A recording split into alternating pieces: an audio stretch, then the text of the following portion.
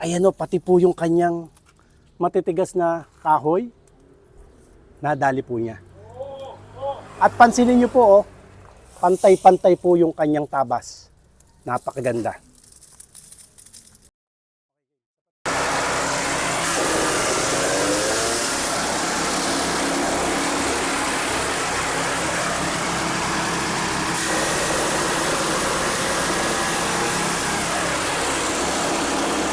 Sa lahat po ng mga interesado, pwede nyo po akong i-follow sa ating social media account. Pakishare nyo na rin po ang ating video sa mga kakilala o mga kamag-anak po ninyo na sa tingin nyo po nangangailangan ng ganitong machine.